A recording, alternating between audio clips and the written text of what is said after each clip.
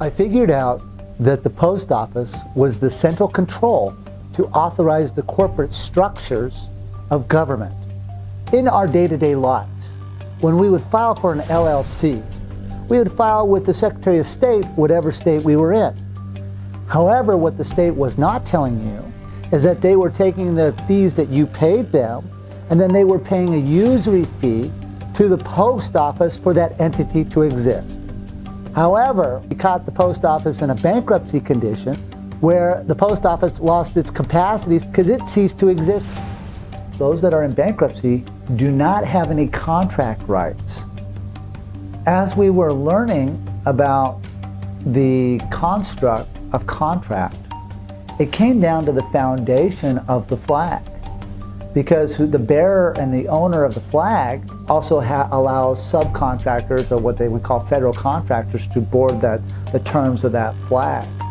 But the flag of our country was wrapped up in a bankruptcy, and the bankruptcy ended in 1999. So what David and I did is we had filed for copyrights on that flag on the terms of the grammar, so now that if a federal contractor does come in, they would have to comply with the terms of the syntax to create a now space performance for the terms of the contract. Our Postmaster-General of the World Corporation, Colin Russell-J. Colin Gould, is an American hero. He is what I think should be the poster child for hero of the planet and what he's done. He's taken on this whole system and figured out how to hold them accountable and make them positively perform with the grammar.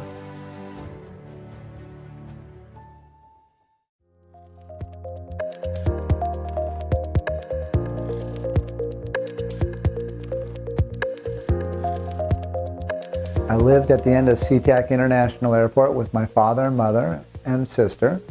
It was a rough and tumbly neighborhood. My parents, my father was an antenna man and my mother was a stay-at-home mom. I went to private school, but in my neighborhood, most of the kids went to public school. People trying to rob my money, people trying to rob my bikes. Had to go out and fend for myself. You know, I had the school of tough knocks. You had to take some bumps and bruises to get some bumps and bruises. So it was fun, you know, it was education. Learning about how to communicate, learning about the psyche of people at a young age, due to all the strife and the diversifications of the times back in the 70s and 80s. It was a different energy on the planet. I grew up loving sports, played basketball, baseball, wrestling, football, played for the Des Moines Rams. We played against like Rainier Beach, Renton Lions. Fun times. Played, I was pretty good athlete. My father was also a minister on top of being an antenna man in Seattle, Washington. And he went up and down the old I-99 and met a lot of homeless people, and brought in a lot of our different Hells Angels to live in our backyard, and heard fascinating stories about their walks and what they had experienced, what they had been through. Gave me a different perspective about the world and the things that they witnessed and were a part of. I've always been kind of a free venture capitalist. I started my first pie business when I was young, 4 to 5 years old. I had apple trees in the backyard, so it made sense to learn how to make apple pies with my mom, and we took them out front and had an apple pie stand and sold them, and made a little bit of money. When Mount St. Helens blew, we had a concept to go up to Mount St. Helens and gather the ash and put them in bottles. My grandmother was a science teacher for 5th and 6th grade who had a lot of connections into the school districts, and we were able to bottle the ash, put labels on them, and sell them from elementary school to elementary school all throughout Washington and all across the United States. From the benefits of that, I was able to buy tickets to the Seattle Mariners games, Seattle Supersonics games, Seattle Seahawks games. I was a Seahawk fan. So I have great memories of that when I was a child. I was my grandmother's favorite. We did many things together, such as I was in a rock club with her, not a rock band, but a rock club where we'd go out and identify the different species of rocks. and I had a rock tumbler. She got me my first rock tumbler, and I would mold and polish rocks. It was very fun for me as a child. Also, she put me in extracurricular schooling, and part of that was first through third grade. I went to a summer camp where I learned all about sentence diagramming. I was very fascinated by the sentence diagramming. I learned the different parts of speech and the order of operations of how things were linked together. And I was always very fascinated by how that aspect of communication correlated to business and free venture capitalists. We would go to Colorado in the summertime. My grandpa owned a junkyard where I learned how to work mechanically. I really got fascinated with breaking down material, breaking down cars, breaking down engines, and the mechanical application of things and how things would be put back together. When I moved to Wyoming when I was 15 years old with my family, I kind of stuck out like a sore thumb. In high school, I was always the guy pushing the envelope, from tardiness to how many days you could miss, to letters from your parents saying that you could get out of this or get out of that. And I really pushed the envelope and really challenged the school district as well as the administrators of that specific venue. So as I transitioned into college, I started questioning many structural applications and throwing their rule books back at them in college, going through many trials and tribulations with professors, deans, and the security apparatus of the school systems in college. Yeah, in college I was a little bit more interested in the ladies and basketball than I was in school. You know, for sure I chased a lot of women and had a lot of fun. Drawing back on things that I had learned as a child, such as sentence diagramming, and it came into such a forefront for me as I dealt with professors. And the professors would challenge me, saying, "Where did you learn how to write this way? Where did you learn this?" And I explained to them that I had learned sentence diagramming, and what they were asking for in their paperwork was unstructured at best. And it really conflicted within me, and I began to fall kind of asking questions of the professors, number one, that they couldn't answer, and it kind of disenfranchised me with the college apparatus.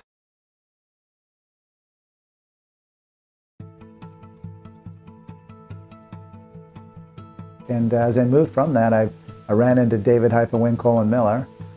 We met the day that changed my life, and it changed his life. As we sat down and had a wonderful conversation, I started tearing apart sentence structure for him, and he started showing me about prepositional phrases. We just became really good friends. And I lived with him, he lived with me, we'd go fishing, and I was very thankful to run into David.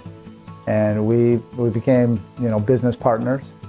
And we became really good friends, and it was a love-hate relationship in the end because of the choices that he made compared to the choices that I would have made. In 1988, April 6, 1988, I broke the mathematical interface on grammar. And I proved that all grammar, all languages, are a mathematical equation of algebra. And with that, I was able to rewrite the way grammar is used. So as David and I continued our studies, I was very thankful because he really expanded my mind. Because I had already learned so much about using the procedures from elementary school to high school to college and throwing the rules back at him. As David expanded my mind, I realized that it was the same mechanics that applied on a global level, and I got to continue forward on that. And David told me he did not have time to study that. He was only focused on the grammar. And so he said, "Russell," he said, "you need to be this person because I have no knowledge of this field." And I went in an in-depth study on the banking, the postal, and the military and court mechanics, and I applied them as I went into many courtroom battles for myself. The mechanics of why things work the way they work, the structures behind that, and how to build them back together in a way through the grammar that gave a fairness to the planet. As we were learning about the construct of contract It came down to the foundation of the flag, because the bearer and the owner of the flag also allows subcontractors, or what they would call federal contractors, to board the terms of that flag. But the flag of our country was wrapped up in a bankruptcy, and the bankruptcy ended in 1999. Benjamin Franklin was a French attorney working for the English crown as a secret agent to capture the United States of America. In 1789, the Constitution of the United States of America was drafted, which was a bankruptcy trust, putting the United States of America into a 70-year international bankruptcy for $3 million. Now, the dollars were in the form of the Bank of England had picked up the note through the Rothschild family. So that then turned the United States into an international bankruptcy corporation.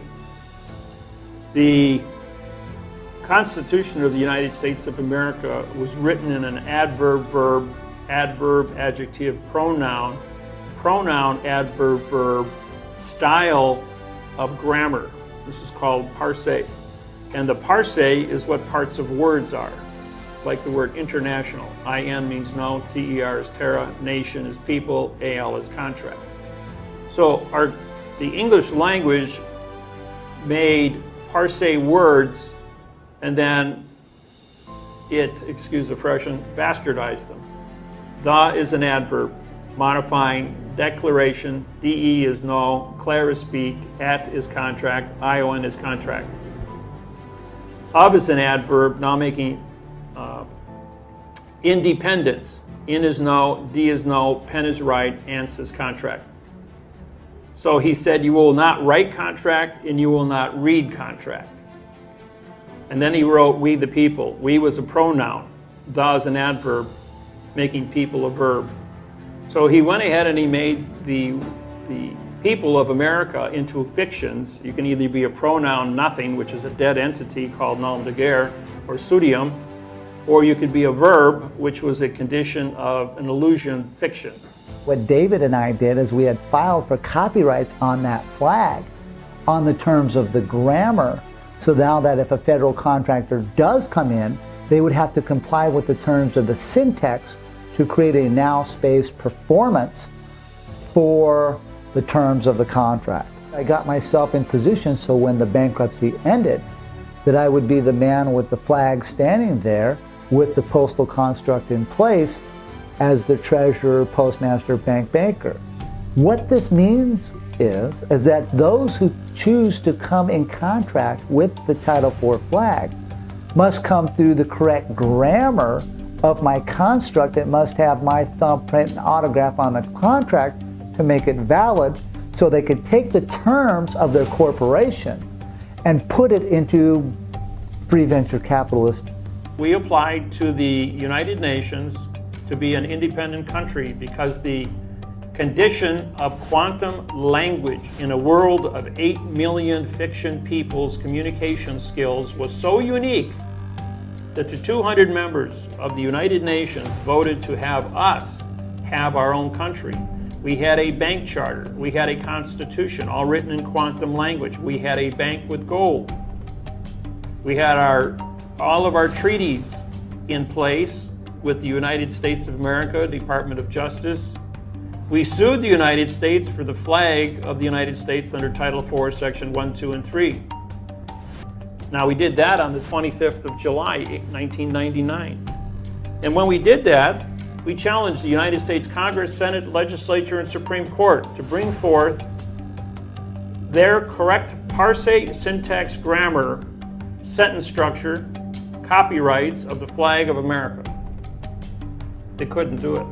They couldn't even produce an oath of office that was written in the correct parse, syntax, grammar. And on the 12th of August, 1999, the United Nations voted that both Russell and I were independent, sovereign individuals with a flag. We've captured the flag with the correct parse, syntax, grammar. We had our own bank, we had our own constitution, we had our own trust, we had treaties with other countries. David and I rewrote that construct on August 12, 1999 at the United Nations. But when we had to wait till the United States came out of bankruptcy in 1999 to file it at the post office in Washington, D.C. However, because of David's commitments to the people that he was in joinder with, who I refused to be in joinder with, David could not go on that contract to go into Washington, D.C. to claim the flag, so he vacated his position as a ship owner and bearer of the flag in the District of Columbia, Washington, D.C., and the Pentagon. And so this is where I came in because of what we had studied in contract law to make claim and control the federal contracting style of the terms of the flag. So as I look back, I can see David's concerns on exactly why he did not want to be on the contracts in Washington, D.C. to claim the flag, because the scope of it was so big. And I asked him specifically, I says, David, are you going to use your body as the surety? He says, no way. He says, I'm not going to do that. He says, I'm afraid. He says, I'm afraid for what's going to happen to you. And I looked at him and I said, hey, David, there's two things I know nothing about: fear and pain. And he looked at me and said, good luck, Russell. He goes, I'm going to sit back and just be a witness. I said, David, that's probably the safest place for you, because I'm not quite sure what's going to happen to me. So they were coming out of a third strike of a 70-year moratorium bankruptcy. 3 strikes and you're out. That's how it works under the 3-strike rule under international bankruptcy laws. So because of that, the guidelines, which were the Constitution for the presidency, was going to have to be vacated, which was going to, the United States Postal Service and the United States Postal Office was going to have to vacate under Title 39, Section 101, subsection A and subsection B. So they're going to have to breach their own fiduciary contract timelines.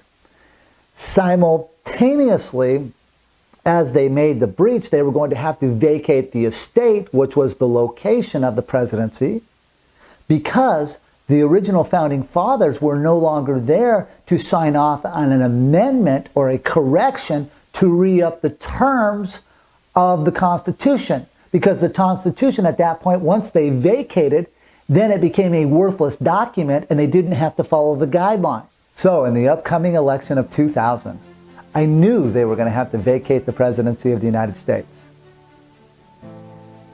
I did not know how, but I knew they had to.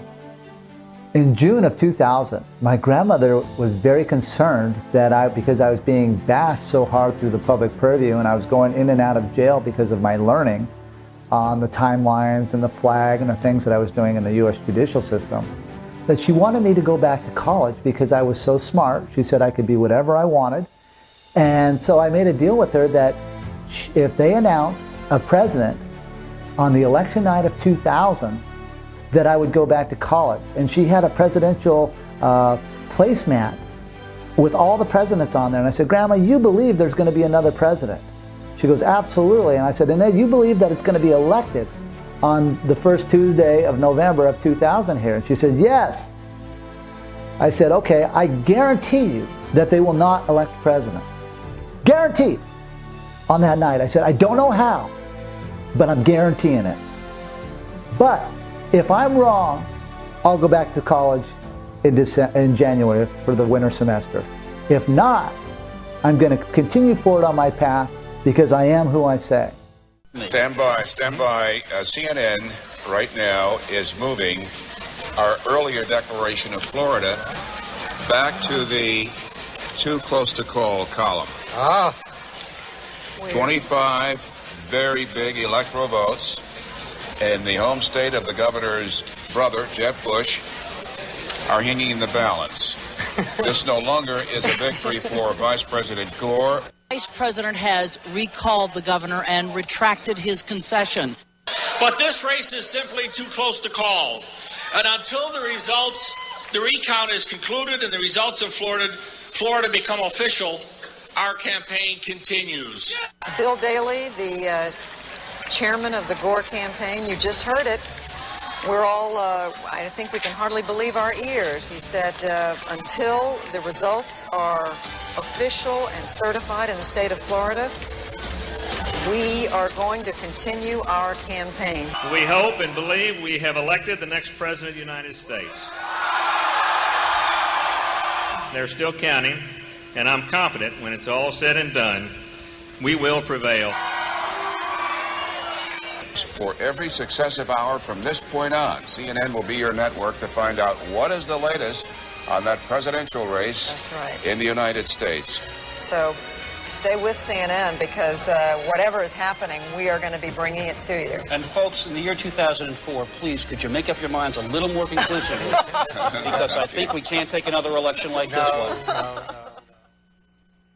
I believe the people of Palm Beach County have entrusted us with the power to voice their right to participate in their government. And given the totality of the circumstances here, I move that this board conduct a manual recount of all the ballots for the presidential election for the year 2000. Quite honestly, this is a situation that I think is new to everyone. I believe we have the authority to request of the Secretary of State or Department of Elections an advisory opinion, and it would be my intent as chair to do that. Jackie, how were those votes counted? Do you have an hour? I can explain it. It was pretty complicated. First, you have to know that the punch hole is called a chad. It is attached to the ballot by 4 threads. The commissioners had decided that if it had been detached by only 1 thread, it would not be counted as a vote. 2 detachments, maybe. 3 definitely counted as a vote. At some point in the process, that was changed. And the commissioners decided that any chad that was detached to any degree would be counted. Now, there are 2 other strange sounding categories that were not counted. The first one is called the dimpled chad. That is that there is an indentation in the chad. The voter put some pressure on it, but didn't detach it at all from the ballot. Not counted. The final category is the pregnant chad. That is, the chad was pierced with a hole, but not detached at all. Those were not counted. Now, the Republicans here, Koki, seized on all of this confusion. They said, see, we told you, this is a deeply flawed process. It must stop. But as we know, the county commissioners here have decided not to stop. They will go for a full recount beginning tomorrow.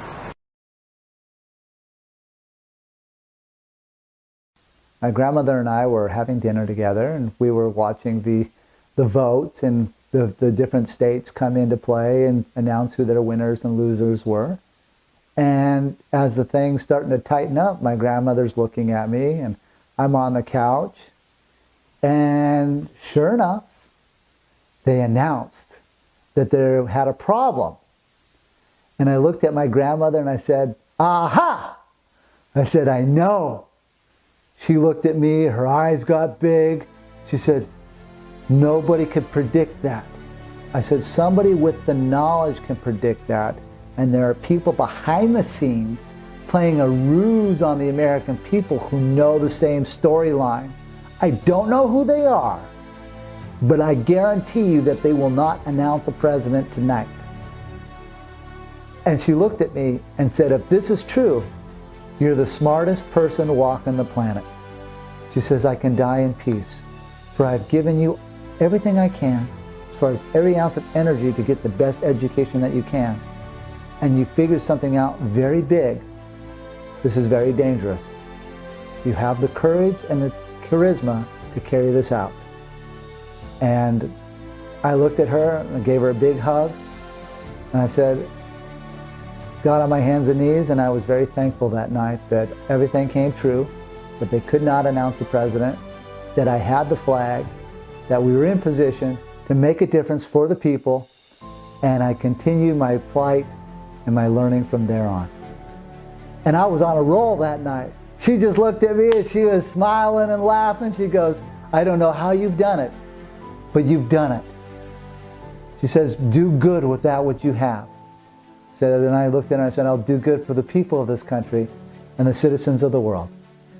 So from that night on, I held the secret that there was no presidency, even though some people knew that there was no constitution, that they did not have a flag, they did not have a military, they did not have a treasury, they did not have any ports, they did not have any department within their construct of government because the guidelines, because the founding fathers were no longer there to be sign off on a continuance. So I did everything I could, from stopping the judicial system, to stopping the world banking system, to trying to stop wars. They conducted a military court-martialing in Washington, D.C. against those who had falsely put themselves into position as leaders of the people, and in the contract law, not in what they believed, but in contract law, they did not have the right, both in the legality and in the law, to be in position to trick us into these wars. And I did everything within my power to stop that, which is well documented by the Pentagon.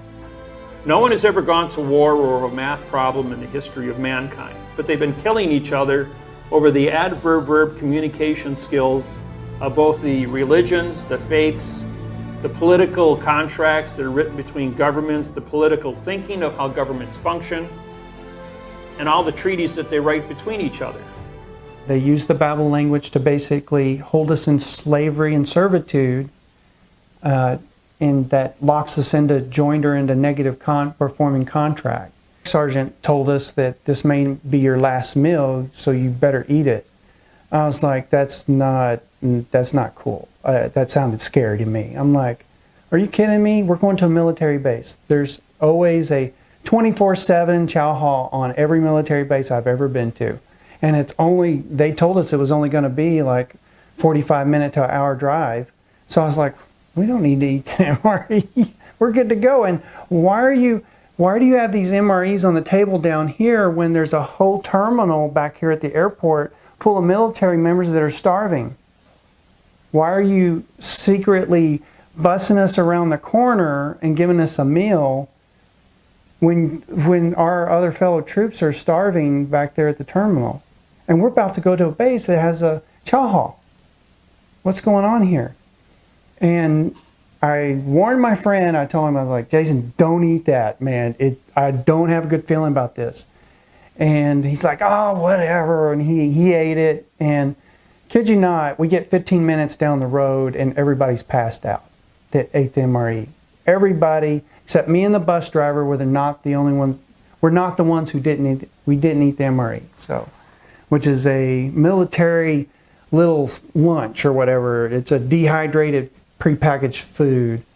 There's little packets in it you can heat up, pop and heat up, and then add water to it. It's usually powdered something, spaghetti or powdered mac and cheese or whatever. So we were going down the road and our escort pulled off about the 15-minute mark. Just pulled off on the side of the highway and the bus just kept driving. And I noticed everybody on the bus was knocked out, like passed out. I tried waking up Jason. I was like, and he was just like, oh. I could tell. I was like, that was it. I was right. They drugged us. If not something worse, I don't know. Apparently it was just some kind of sleeping something inside the MREs. And we kept driving. We drove out to the edge of town, and there was these high sand dunes, and there was like this little trailer on the right side, and the bus driver pulled over and parked it. And we're like out in the middle of the end of the desert, and there's no lights, nothing out there. And this one little trailer, it looked like a little 7-Eleven trailer, no gas pumps, just over sitting way off the road. It's like 200 feet off the road. It's kind of far back. But no one was there. It was like 3-something in the morning. And a car pulls up, talks to the bus driver in Arabic or whatever language they were speaking in, and then took off.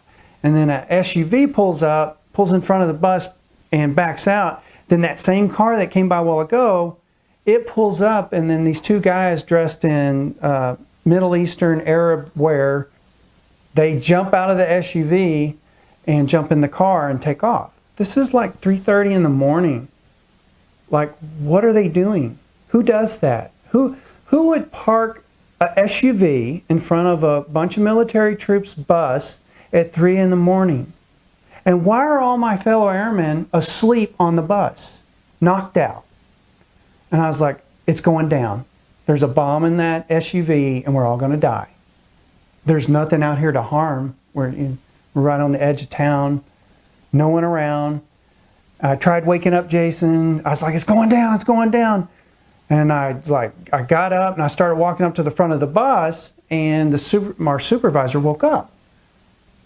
And he's all disoriented because he was asleep. I don't know how much of the MRE he ate, or even if he ate one at all. Either way, he was asleep. So he was like, what's going on, Sergeant Lester? I was like, look, if we don't get out of here, it's going to end bad. We got to get out of here right now. He's like, just sit down, Sergeant Lester, I got this.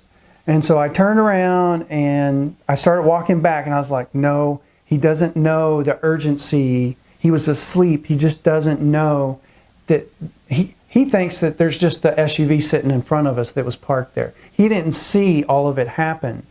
I know he didn't because he was asleep. I know. And it just instinct took over, and I was like, no, I have to do something here. I'm not going to die here. So I turned around and I yelled at him, and I told him, if you don't get this bus moving now, I'm going to rip that guy out of the seat and drive this bus myself. And he's like, I got this, Sergeant Lester. I got it. Now just go sit down. And I didn't go sit down. I was still like, I was ready to grab the guy, and I was like, we got to get out of here. I mean, it's ticking. And I can't believe it didn't blow up, right? And he yelled at the guy, and he cranked up the bus, and then Sergeant Gray turned to me, and he's like, so where do we go, Sergeant Lester? I was like, well, there's a faint light over here in the desert. Let's go out there and see if that's the base. And if not, I know all the way back to the airport. We'll be good. So we got out there, and it was the base. It was the only thing there. I don't know the name of the base. All I remember is there was a bunch of Arabic signs, that real long words. All I know is we were in Qatar. It's where we were. And getting out there and then getting confirmation from the military police on base that this is like a common occurrence, blowing buses up is okay. I mean, like, how many of us you got to kill before someone does something? This is madness. This was back when George Bush Jr. was in office. He was supposedly in charge of us. And then later I found out that he wasn't even a president, because he was court-martialed by J. Gould, Postmaster General of the world. When I got back from Iraq on that TDY, temporary duty assignment, I tried to go to the JAG because I felt like, there's something bad going on here, and I need to tell the law, I need to tell the lawyers. JAG wouldn't talk to me, they wouldn't call me. I tried meeting with the commander of my unit, he wouldn't talk to me.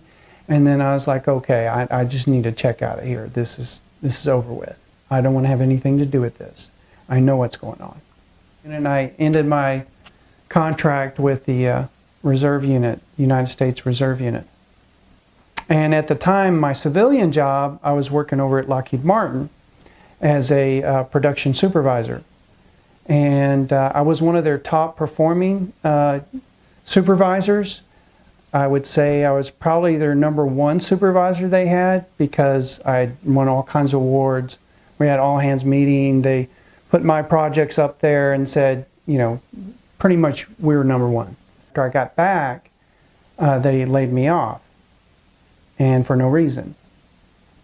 So I felt like I'm getting retaliated against because I have knowledge of some bad stuff that happened overseas with the military, and they're a military contractor.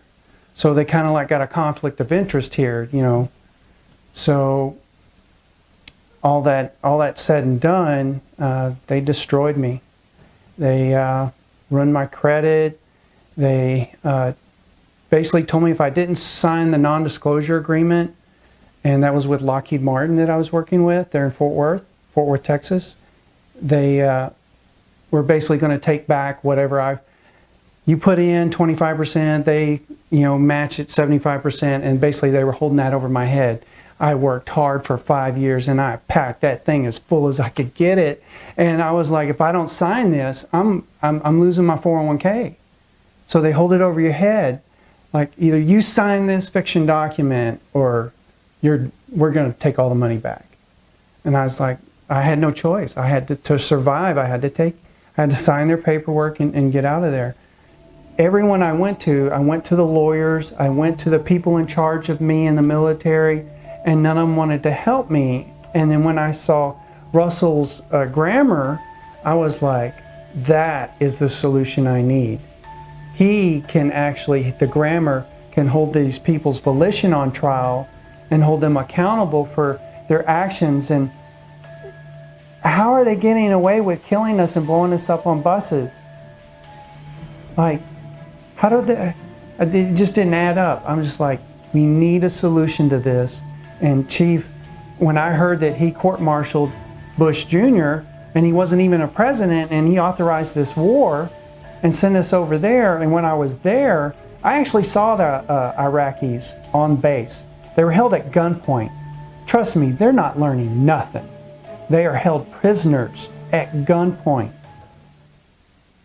Our Postmaster-General of the World Corporation, Russell-J. Gould, is an American hero. He is what I think should be the poster child for hero of the planet, of what he's done. He's taken on this whole system and figured out how to hold them accountable and make them positively perform with the grammar. He broke the code to their Babel language, and they used the Babel language to basically hold us in slavery and servitude, and that locks us into joinder into negative performing contract. Where his stuff changes that around, no slavery, positive performance contract, one word means one meaning, not 900 different meanings, and we know where the dictionary is, there's only one, not multiple ones. So he gives you full closure, right? And it's just the technology of what he's done, he's a genius. To think of all of this, like to figure out the noun space, because our contracts that we deal with now deal with past tense, negative no contract words, negative performance. No one signs the contract but you, so there's no one to be held accountable but you, right? Negative performance. So, and it's also in the future because they use words that are in the future. We're in the now space. We're not in the past, and we're not in the future because it hasn't occurred yet. You're always in the now. And Chief figured that out, and he locked it into the grammar so that everyone is on the same page. We're all here together in the now space. And we owe that man more than a medal. He's an amazing hero. I just can't, words can't even describe what he's done. It's like he beat him. He beat him in 1999. He captured the flag. He court-martialed all of them.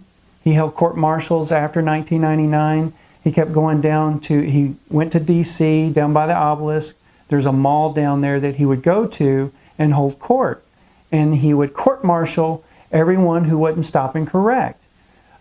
There's a title, a government title, Title 42, 1986, and it basically says, if you don't stop and correct, then you're part of the problem. So you're going to be held accountable.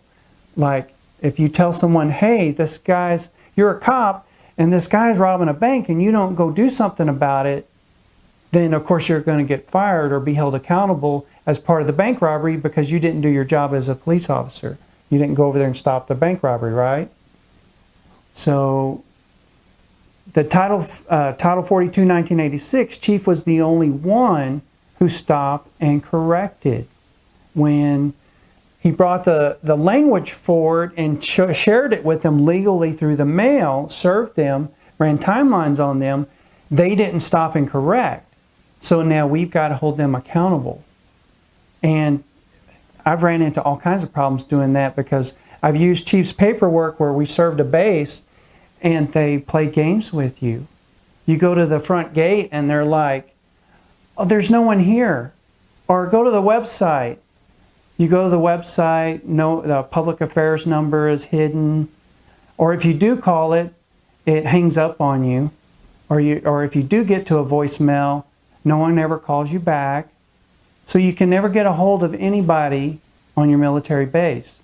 because we're needing to contact the military base because Chief mailed all the bases. He did 10,000 mailings to all the bases in America. He served them legally and ran timelines on them, and he served them what's called a war-powers-rights contract. And it for us citizens out here, it's mainly for the claim of life citizens, but it also has the rights of the people who violate our rights. He has that all built in there. It's over 9,000 things that we need in order to operate during this martial law theater right now that we're in. And it's real easy if you want to check to see if we are in martial law. Just go to any local court or state governor's office, and there's going to be a spire on top of the flag. The spire means we're at war. They are at war with the people, basically, and that all contract is suspended. So if all contracts suspended, we're in martial law. And that's what they're hiding from the people.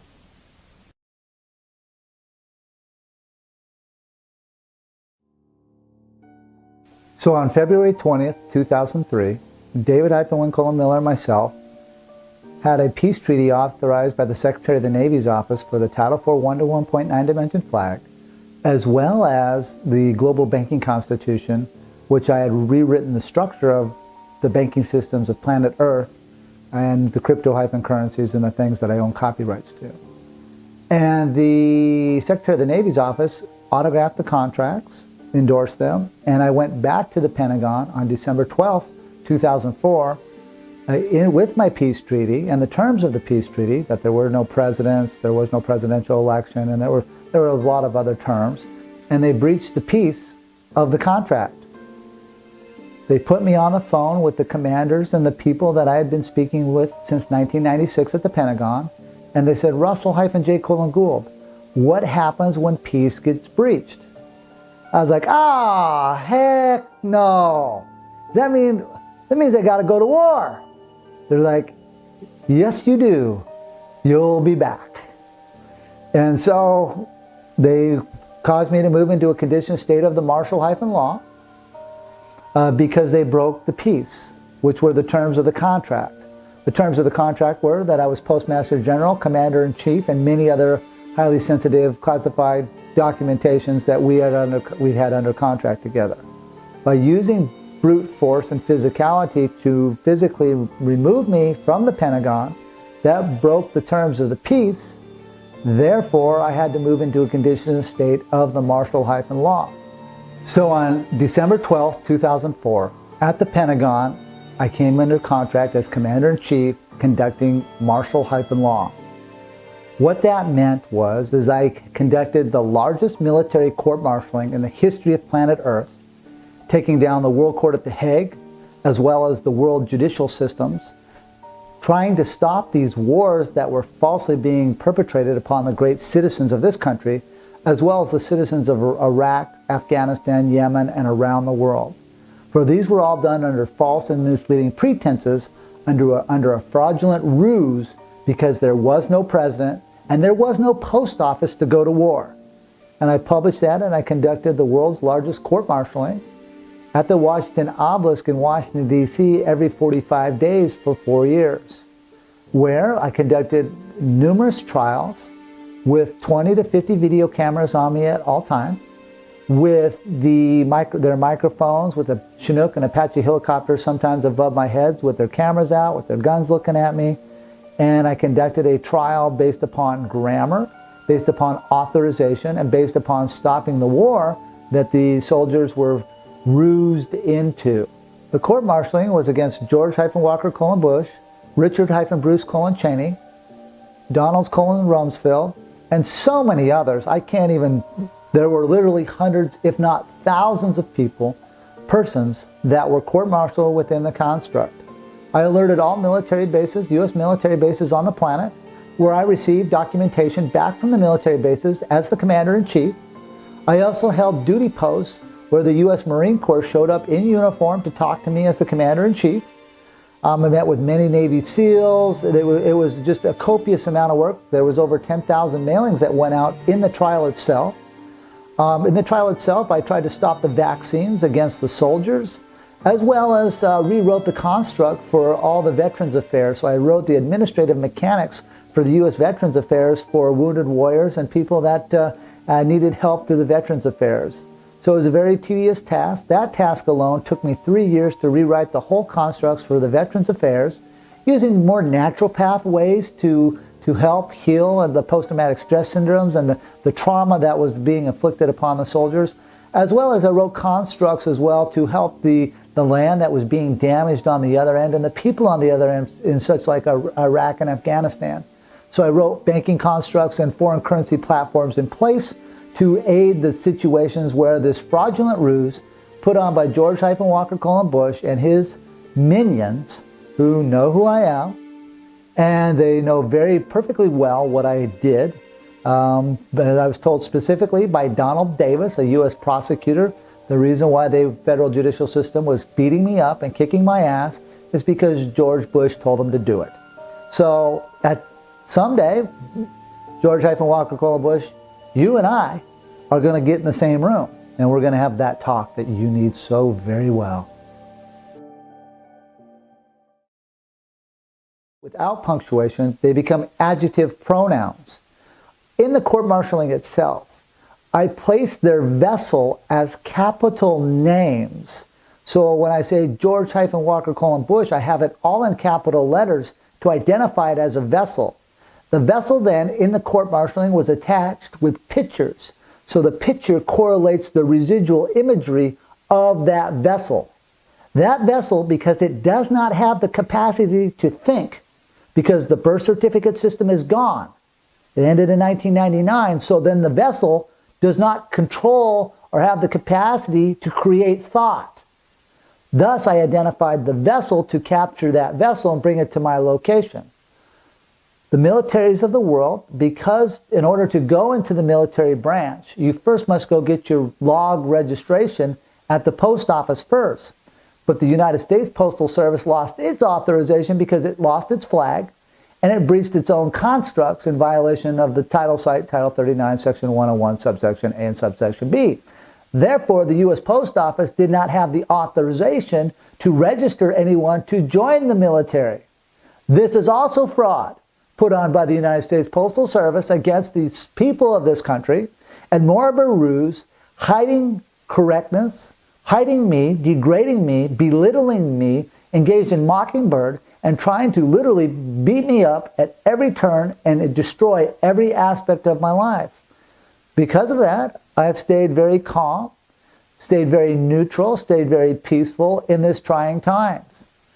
But because the condition of state of the world right now, it is my duty to come forward to safeguard not only the finances for the people of the world, the finances of the foreign banking systems of the world, but put a system in place that brings accountability, fairness for all, so that the geniuses of the world can board my platforms, bring their concepts in quantum grammar, either through one banking construct or another, depending on the needs of that corporation or that person coming forward.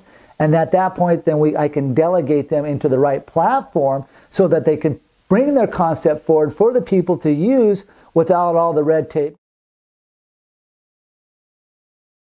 Since December 12, 2004, we have been with the martial law. During the times of martial law, there are no civil authorities, which means states, police departments, judicial systems are all closed. The guidelines for that are filed under the war powers claims at U.S. SOCOM at MacDill Air Force Base, which I filed in 2007. So there's 1,000 pages there on the guidelines for those who want to do the due diligence and the search on that. Also simultaneously in the martial law, all laws, all Senate, and all representation is also closed, which means they cannot pass laws against us anymore, against the people, and the laws and the rules and regulations of the laws are in the palm of the hand of the commander-in-chief, and that's me.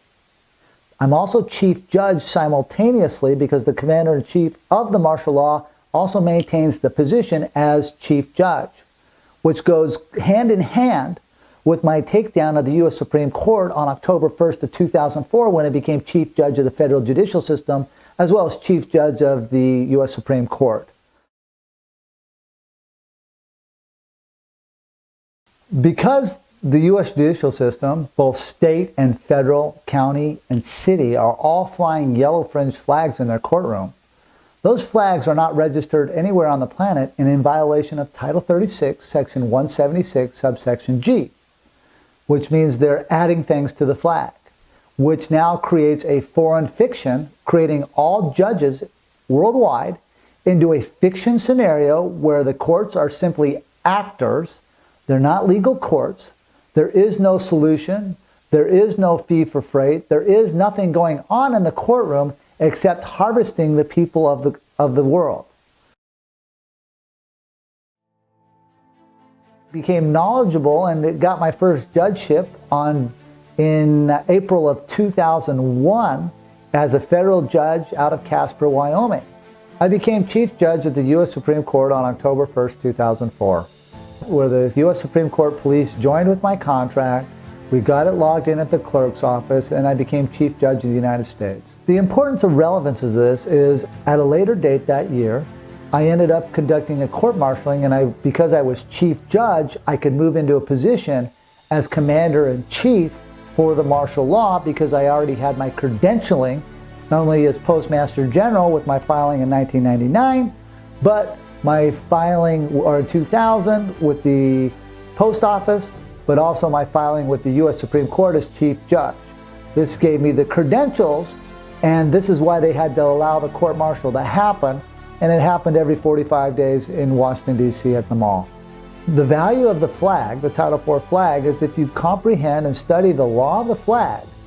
Those who know this, I am the bearer and ship owner of that flag.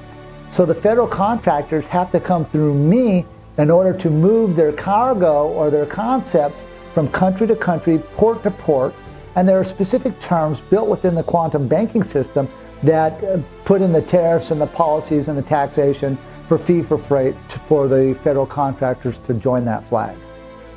As the Postmaster General, I tied in through the law of the flag the capacity to allow tariffs, fees, and freights for cargoes to be used for federal contractors.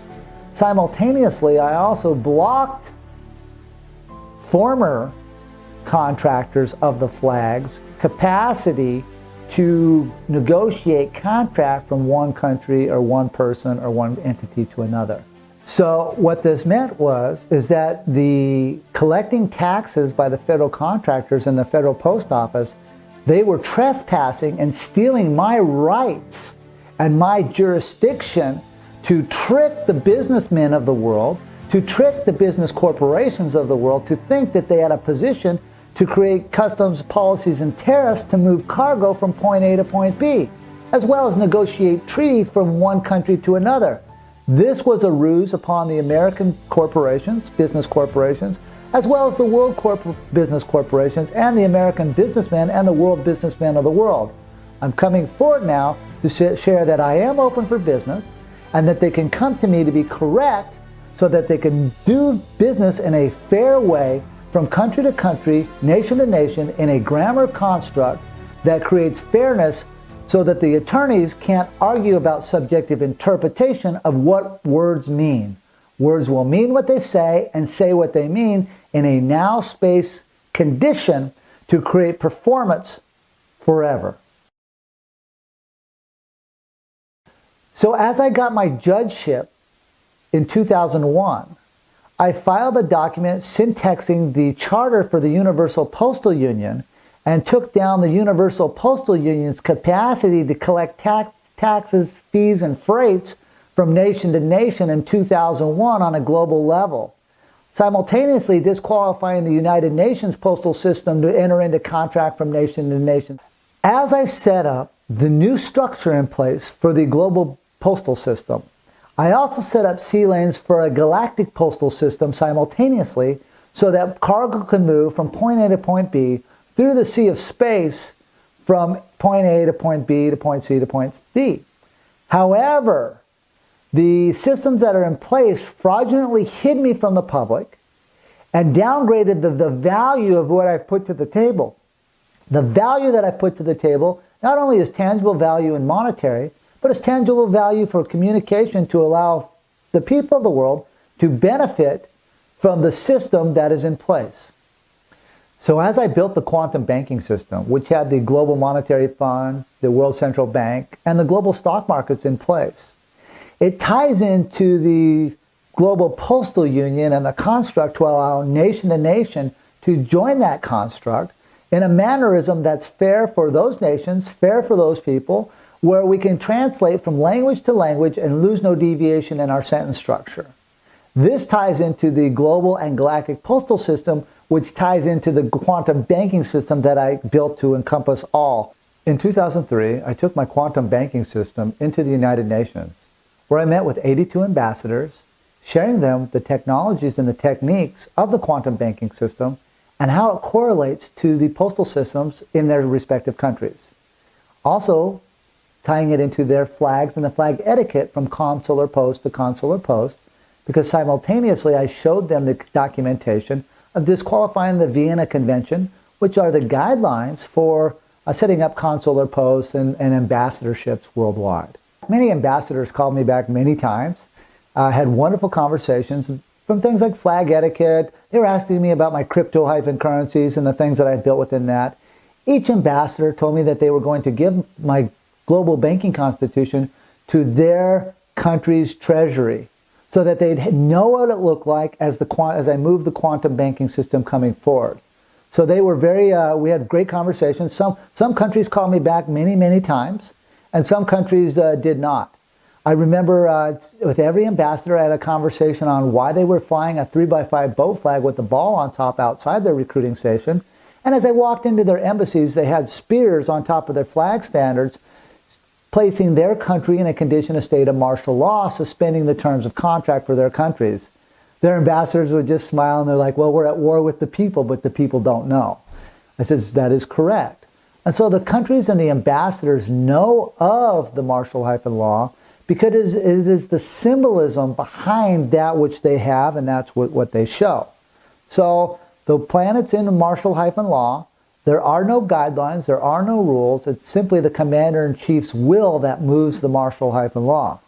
Thus, I'm coming forward right now with my will, giving the soldiers and giving the militaries of the world closure that there's a new system in place to help the citizens both move their equity that is there and create new copious amounts of wealth that is in place for them.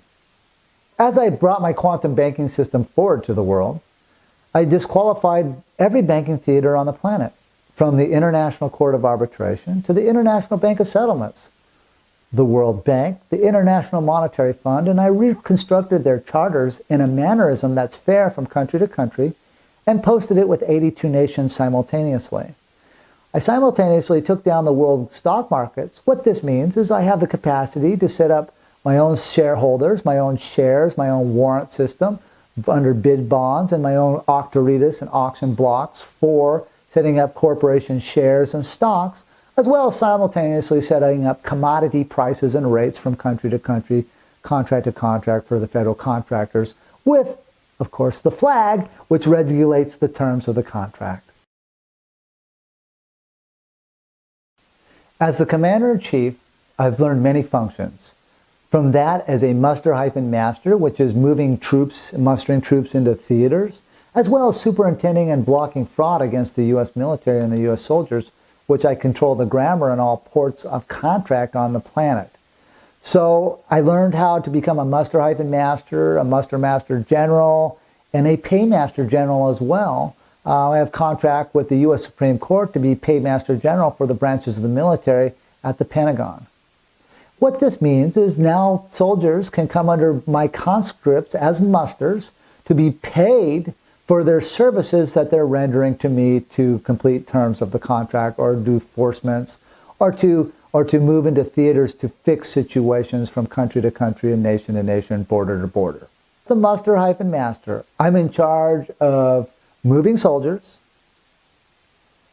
superintending to stop fraud against the soldiers, as well as having muster rolls for calling, which is a summons, to draw warrants or commission tools such as warships, airplanes, satellite systems for tactical command control of symmetrical warfare theaters.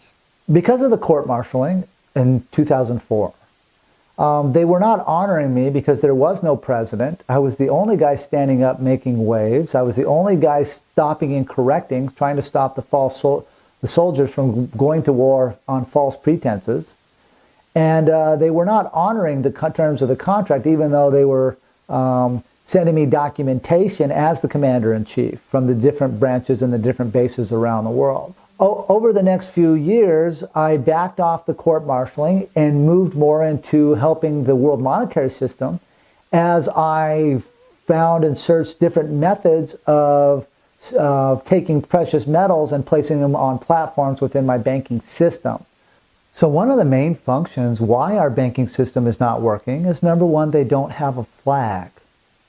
Number two, the credentialing for the guidelines are no longer there for the countries to join with the country's banking system, both on import and export, as well as the macroeconomics of pricing for commodity or goods or services.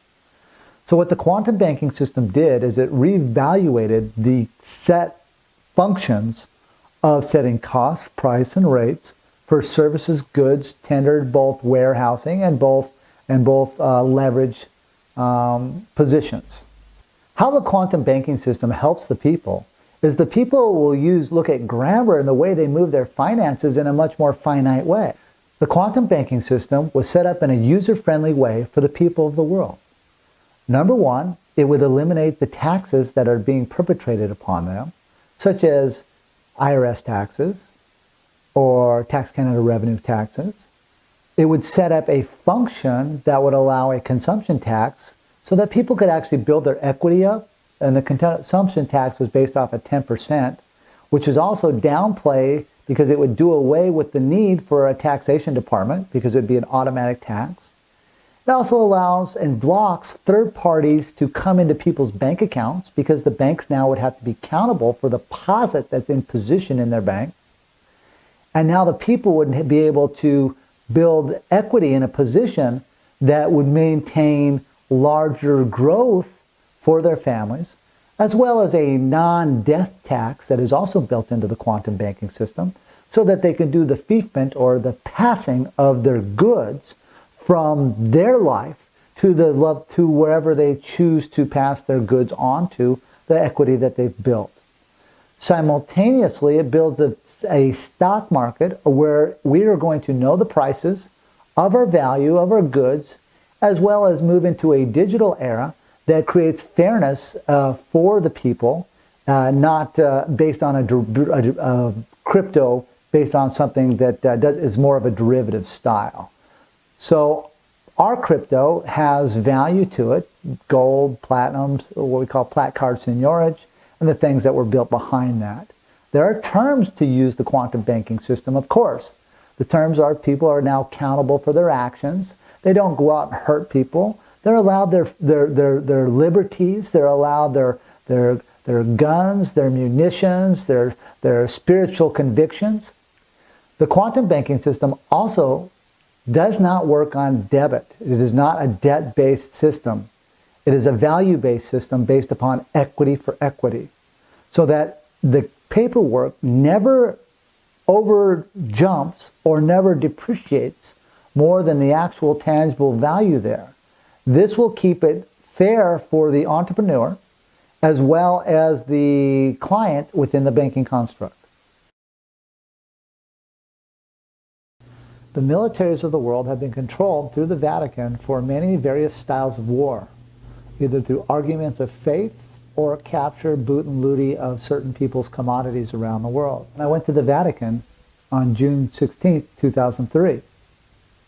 And one of the things that just really put things into perspective for me about how deep this grammar style of adjective modification into pronouns and adverb verb condition went was when I came out of the post office at the Vatican, I met with a nun right outside the post office at the Vatican. And she had told me and David that she had been studying grammar and the correct grammar for over 5 years. Well, as you could think of, I was like, what? You've been studying grammar for 5 years? She goes, yeah. She goes, you know, the grammar, the manipulation of the syntax in the styles of Bibles to control religion was one of the biggest things that they had going. They were very cognizant of how grammar was in control of the concept of what was in the Bible. However, they made this choice not to be correct. They said it was very easy to influence people's thinking if they could control, or they could use adjectives, they could use adverbs and verbs, which I felt was very unfair for the people of the world, because the people want correctness, they want fairness, they want facts. By the Vatican's openness to not use facts as they communicate from faith to faith, it was really a real eye-opener for me, and it was real hardening and sadness in my heart to be like, wait a minute, here they know, and yet they've made a choice to make God in their Bibles a verb, or an adjective, or a pronoun. Very unfair for the people of the world, and my heart goes out for the people of the world to learn correct grammar so that they can syntax and find the fairness and correctness in their study of their faiths. When it was all said and done at the Vatican, I was key master, key holder through corporal postal constructs that were put in place. But the whole volition here was to stop the continued war against the people through the use of religions, through the use of ley lines and militaries on the planet. And now, through my efforts and through the things that I've done, and it's going to take some time, these wars against the people and this religion and faith war will come to an end.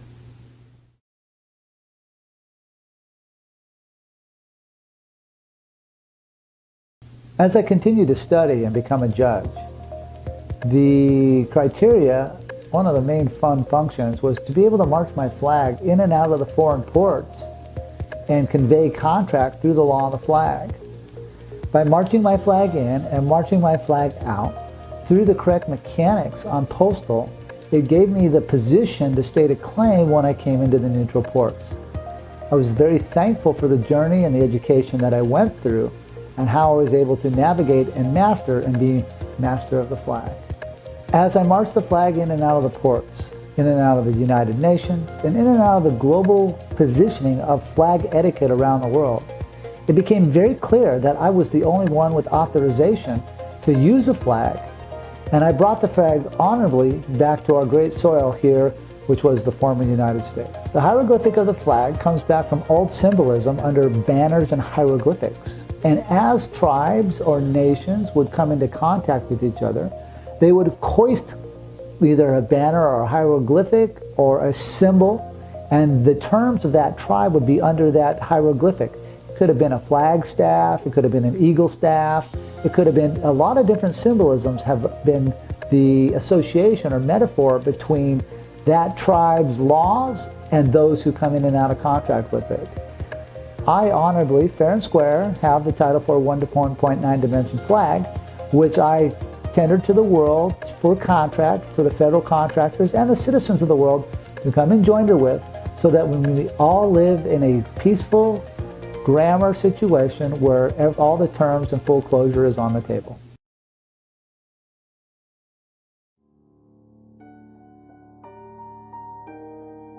I was hauled into Wisconsin, and I was hazed up pretty good, beat down, starved down, and I would not surrender the flag. I went from 186 pounds to 102 pounds. Why? Because they were using food as a weapon. What that means, if I would have touched the food, and when I tried to touch the food, they would haul me down to booking and try to get my fingerprints, which is my personal private property. They would also then try to check me into their system.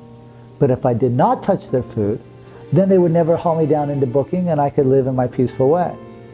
So because I was a master of the timelines, I knew exactly when to predict when they would have to join with me, and I got a state district court judge to come off the bench, take off his robe, and sit across the table from me and move me into a location to where I could get nourishment into my body.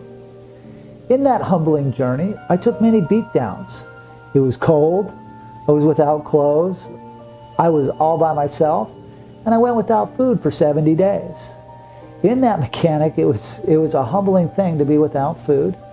I knew full well the whole time, the complete time, what I was doing, why I was doing it, because I was not about to surrender my flag.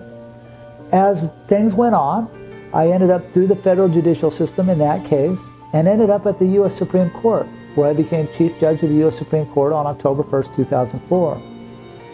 Then I had moved into the Pentagon, where I kicked off a military court-martialing when my peace treaty was breached, which I went over previously. However, the federal judicial system was not done with me. They were very upset with me because of the court-martialing and the exposure that it had done against the bad guys, George Walker Bush and his minions. They tried to serve me some paperwork, but they didn't serve me. They put it on a piece of the method server for that paperwork, put it on a table 5 feet away from me and told me I was served. I said, no, I'm not served, that table's served. He says, well, you got a smart mouth. He goes, you're going to look awfully funny when we're kicking your butt.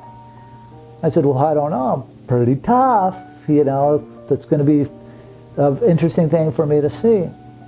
So, because I never read the paperwork, because I was never served, next thing you know, I'm being hauled up to Michigan under fraudulent pretenses because I did not know the charges, because I was never served any documentation.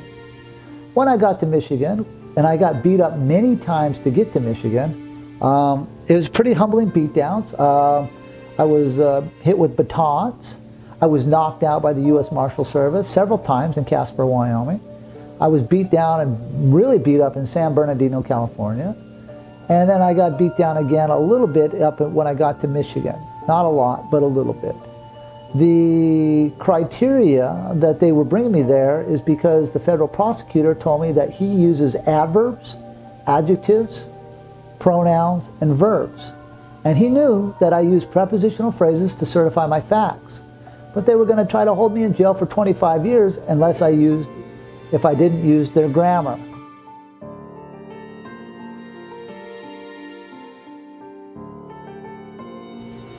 At the end of that trial, I learned many things. Number one, they brought David-Wynn Miller, my partner in at the time, my business partner, and he surrendered his flag by taking the fiction oath in Grand Rapids, Michigan in federal court in 2006. There were two ways that David-Wynn Miller surrendered the flag. The first way is that he showed up to court on their summons with their fiction name, a fiction name on a contract, which means on his summons paper they identified him as David-Wynn Miller without punctuation. When he showed up, he traversed and said he was no longer David-Wynn Miller. Then the second way he traversed is as he was going into, they brought him in to testify. As he went to testify, they told him, do you swear to tell the whole truth, nothing but the truth, so help you God? He said, for David-Wynn Miller, of the knowledge is with the claim of the correctness, with the duty as the postmaster, David-Wynn Miller. The judge yelled at him, no! He yelled at the clerk, give him the oath again.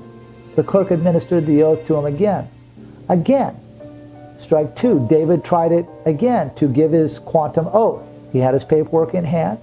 He tried to give the oath, and the judge said, no! U.S. Marshals? And I'm thinking, oh, he's going to get my treatment. The U.S. Marshals surround him. I'm thinking, oh, he's going to stand up to him like I stand up to him. That wasn't the case. As soon as they surrounded David, David surrendered and he says, I'm David-Wynn Miller. And he stepped in. Being the federal prosecutor, the U.S. Marshals stopped me right in front of him, and he said this to me, quote, I've been using America as a verb for so long that I don't know how to use it as a fact. But someday, for you, sir, we will use America as a fact because you earned it. The U.S. Marshals then took me out of the courtroom, and they had a big celebration for me because I was able to see David-Wynn Miller for who he really was, which is someone who did not have the courage to stand the ground of that which he spoke of and that which he taught. That was a sad day, but it was a lot of relief on my part because I knew that I was the last flag standing. So it was kind of a blessing in disguise, but it was hard to be betrayed at such a level. I lost a lot of honor for David that day because he did surrender the flag. And it was a humbling thing to go through because I had such a long business relationship and we were such great friends. So after Michigan, I went home to Wyoming, where I continued my studies in metallurgy. Part of that path took me to New Mexico, where in 2010, David-Wynn Miller made an attempt to show back up in my life. And he asked for flag authorization to use the flag again, because the people needed help. And I said, yes, the people do need help. Here's the criteria that I need. Number one, that any contract that you're on, I have to be on and I have to proofread.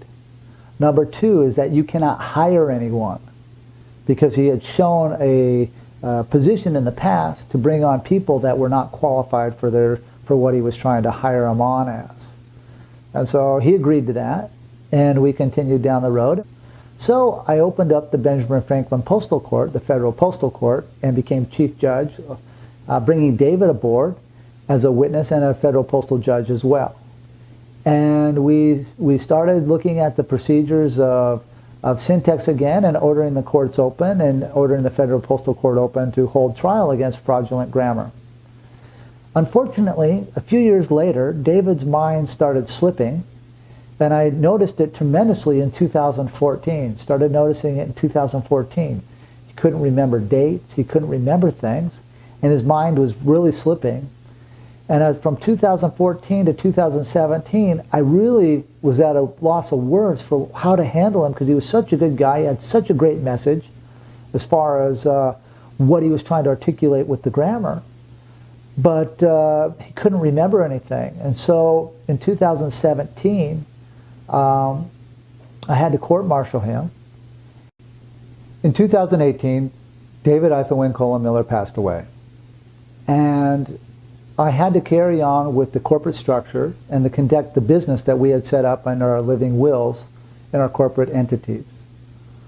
For our federal postal court, for our quantum banking system, for all the mechanics that we had placed together to create a better world for the people in grammar. And I complied with those terms within 45 days of his passing, and I was left with the only person with the copyright livery to use the correct grammar on the copyrights for contract. I'd like to give a little closure on the quantum grammar. We use prepositional phrases to certify our facts. We have two verbs, is and are, and it's very complex.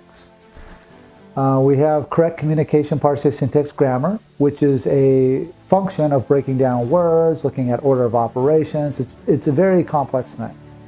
My goal is that the people that are in power, such as the attorneys and the administrative mayors and the mechanical people that control the administrative mechanics of our day-to-day lives, use these functions in a way that will downsize and let the people thrive in a way that is beneficial not only for the corporate structures, but beneficial for the people. There are many teachers out there right now, some good, some bad.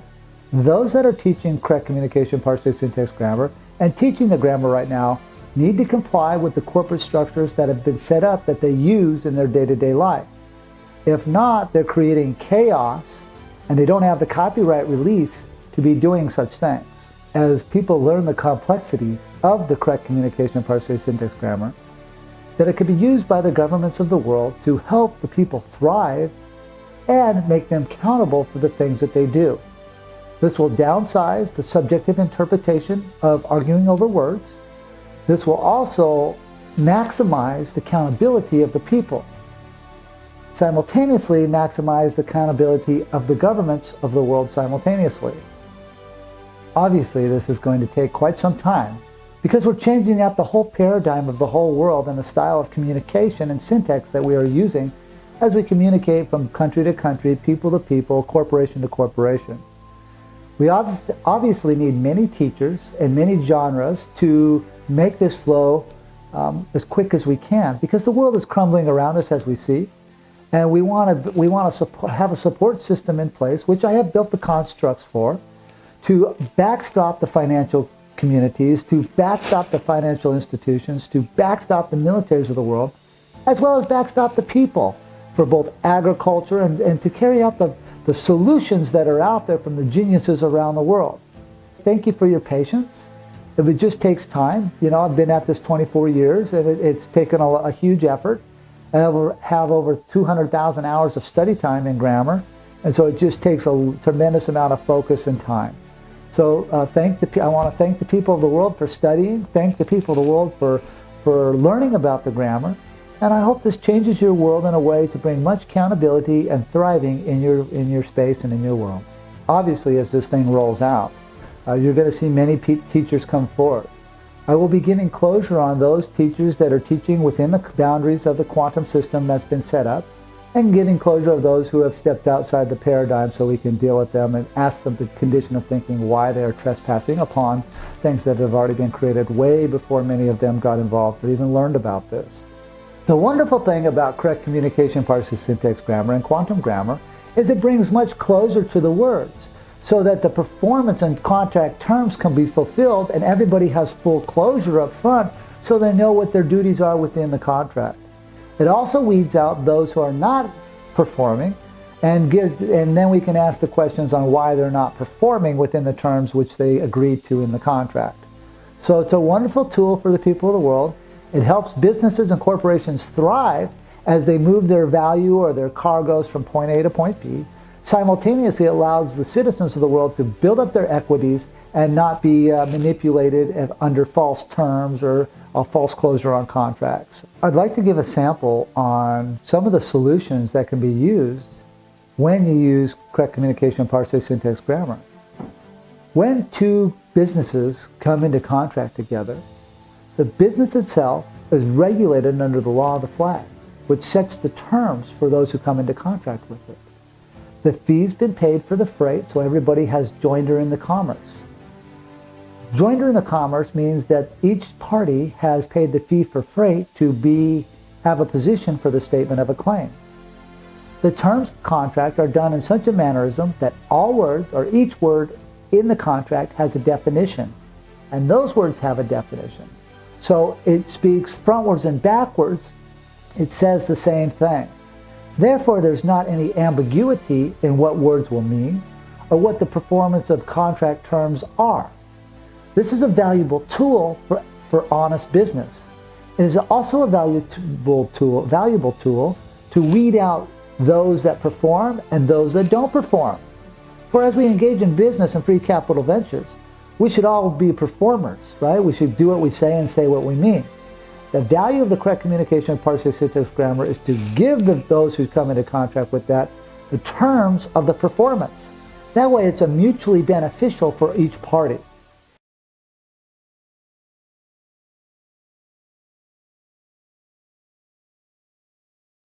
So as we move into the quantum banking system, it weeds out a lot of things that we've seen in the past. Those that steal, those that murder, those that are dishonorable in contract. The quantum banking system pre-position sets the accountability so that we don't have to put up with this anymore. The world doesn't need more theft. It doesn't need more strife. It doesn't need more conflict. What we need is solutions. The valuable thing about the grammar is it presets the facts so we can put the solutions on the table so everybody can enjoy it. Everybody can have it. However, there are precautionary methods that have been put in place under the three-strike rule that if you use this quantum system and you are a bad person, then things get taken away from you and you get put in timeout. What that looks like is you go through the legal system, incorrect communication, parsing, syntax, grammar, where you will get your volition put on trial, your condition of thinking on the facts of why you didn't perform or why you were bad or stealing or killing within the construct of the society. And as you get put into that system, there will be support systems to come behind you once you get to strike one and strike two to really value and take a good look at your life to where you don't get to a strike three scenario where people come and help, either through chemistry, either through nurturing, through behavioral conversations on, upbringing the moral value of righteousness and value behind that. Or if you continue to strike 3, we have a thing called voluntary-bankruptcy placed within the construct of the quantum banking system. This is where we come in and seize your assets and put you in timeout for quite some time until you can figure it out. The timeout differs because in that timeout, you will not be given the same accoutrements that you see in the judicial system now. You will be built into, be taught and go to classes to learn how to be righteous and have a behavioral learning so that we can figure out what you did wrong, and so you can learn it for yourself. So that way you place a value on life, you place a value on society, you place a value on honoring their faith, their conditions of who their lives are, and then as you bring that value out and you show that you have that value, then that ethics can now be placed, and when we put you back into society, and now we bring your assets back under your watch, under more of a managed situation so you don't continue to hurt and hurt other people.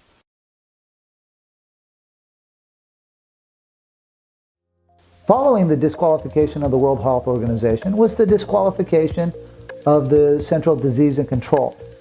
Therefore, their capacity to force masks upon people is false and misleading, and the pantomime that's going on through this virus to scare the people into a condition, a state of fear, to say that we can and to psychologically profile the people that they are no longer to help their fellow mankind, but they're to be distant from their fellow mankind.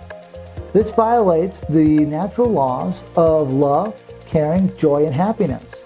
But when you love and you care and you have joy for your fellow mankind, you make sure that they're clothed, you make sure that they're sheltered, you make sure that they have what they need, you make sure that they have solutions of cure, not more of the same. Simultaneously, the scientific war that is going on with the nanobots and the 5G against the people, this is also false and misleading. Because the people are not to be controlled by an artificial simulation, because the people were here with their own creativity of their own minds. It is up to the people to create that sovereign energy for themselves, not to be controlled by a scientific wavelength to manipulate their mind or to cause them into a condition, a state of fear or hatred or the condition of thinking that has been perpetrated through these scientific war machines that are perpetrated our lives. Please make it perfectly clear for the citizens of the world, lawsuits in the civil sector will do no good. For this is a military operation from the 50s, 60s, and 70s that has been orchestrated to study wavelength technology to manipulate the minds. So this is a military war against the people, a very silent war. This is not a civil war against the people. They have figured out a way to go to war without putting troops on the ground. That's what this is about. It also is about control. It is also about the chemistry of what we put in our bodies and the food and the intake that we are taking. This is all controlled scientifically, and there are only a very few people that are trying to force their bad, wicked agendas upon we the people. Very soon, we will publish a list of who those people are. Those people are to be found, to be rounded up, and to be brought into my location of the now space, so I can hold trial against them on the condition of thinking this is what I do. What is the condition of thinking? To create hardship and strife and separation from our fellow mankind. This is false and misleading, and some of these questions need to be seriously answered, and tough love probably needs to be doled out. This is my job. This is who I am. I toe a very tight line between good and bad, in a position of neutrality from the quantum world and a world that does not exist. Contact tracing will not be tolerated within the quantum grammar system. People have the right to be wherever they're at. It is not up to those who think they can police the world because their charters are all fraudulent. Their syntax is all wrong, and anything they say will never be used or considered by we the people. Therefore, the people have the right to stand up against this technocracy that is approaching them and coming after their day-to-day life. There is no quarantine because there is no CDC. There is no contact tracing because there's nothing there to police that. Otherwise, I'd had to have word of it. It'd be on my desk with correct grammar. Because the grammar is not correct, there will be no contact tracing. There will be no quarantining. There will be no forced vaccines against the people of the world. The science-tech wars of the 5G and the manipulation of subspace and programming subspace will not be tolerated. This is a military operation, not a civilian operation, and those that have done this will be dealt with.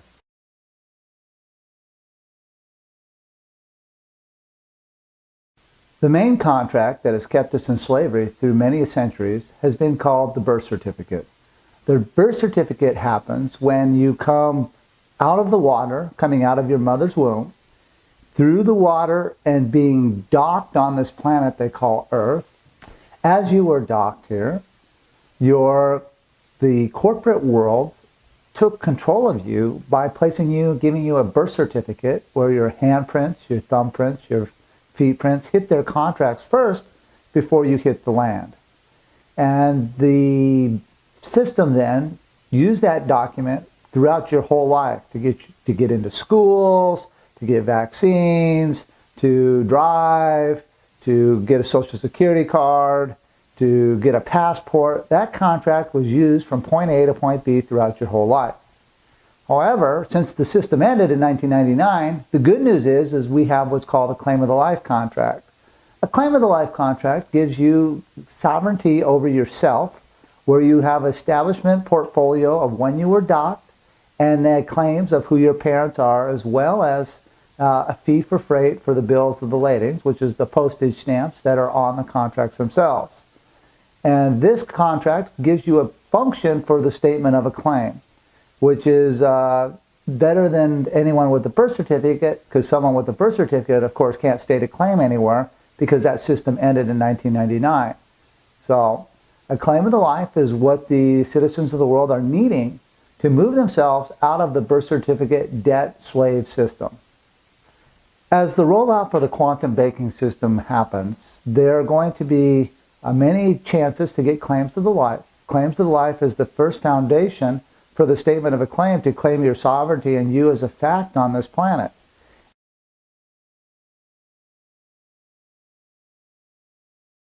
Thank you for your patience as this transition of the quantum banking system rolls out and the citizens of the world start using it. It does take time, so I'm busy putting systems together so that it becomes user-friendly for the people.